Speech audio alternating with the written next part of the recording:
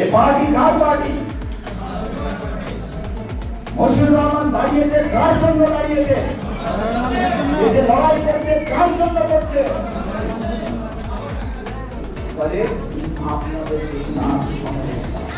বিশেষ করে মা এবং বোনের জন্য বলবো, লক্ষ্মী ভান্ডার 1000 থেকে 1500 করা হয়েছে। কেন? আপনাদেরকে গুমরা করার জন্য, আপনাদেরকে বিপদগামী করার জন্য।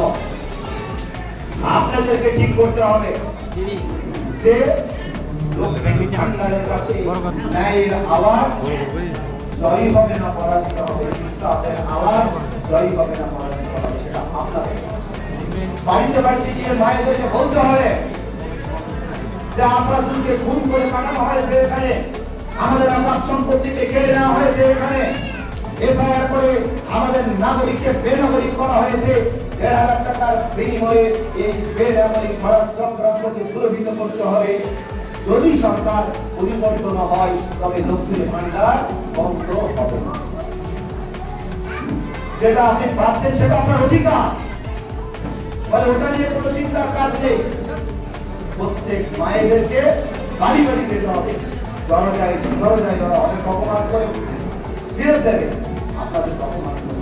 আমি জানি, আমি একজন নেতা, আমি জানি আমাকে কত জায়গায় অপমানিত হতে হয়েছে, দিনের পর দিন কত জায়গায় আঘাত খেতে হয়েছে, মায়ের ফেলে ফেলে রাখা হয়েছিল মানব করবো বলে। টাকার বিনিময়ে কিনতে পারেনি, শুধুমাত্র একটা কথার জন্য, শুধুমাত্র একটা চিন্তার জন্য যে আমার লড়াই মেহনতি মানুষের লড়াই, আমার লড়াই নিঃস্বার্থ মানুষকে ইনসাফ দেওয়ার জন্য লড়াই, মাত্র মানুষকে ইনসাফ দেওয়ার জন্য লড়াই, টাকা কামানোর জন্য লড়াই নয়। আপনারা এই মুভমেন্টের একজন কর্মী, আপনাদের লড়াই হতে হবে কি জন্য? ইনসাফের জন্য লড়াই, ন্যায় প্রতিষ্ঠা করার জন্য লড়াই, বিচার প্রতিষ্ঠা করার জন্য। ফলে আপনাদের কাজ সবচেয়ে বেশি গুরুত্বপূর্ণ। আমি প্রথমেই বলছিলাম বিধায়ক চুজ করতে হবে, জামাই চুজ করা যতটা কঠিন তার চেয়েও বেশি কঠিন হচ্ছে বিধায়ক চুজ করা। ঠিক না?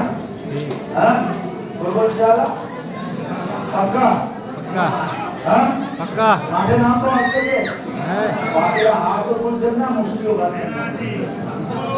হ্যাঁ, আর মাত্র 10 দিন সময়, ভাগ নামাবেন না, মুশকিল করবেন না।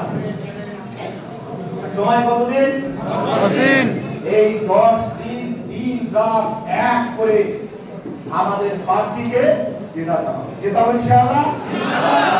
পাক্কা? পাক্কা। 23 তারিখে বিজয়ী ভাষণে, 4 তারিখ ভোট মে যেদিন রেজাল্ট হবে সেদিন বিজয়ী ভাষণ দেবো ইনশাআল্লাহ।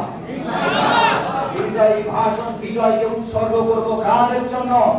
এদেশের মাটিতে মাসুম নির্যাতিত মা বোনদের জন্য এই বিজয়কে উৎসর্গ করতে হবে।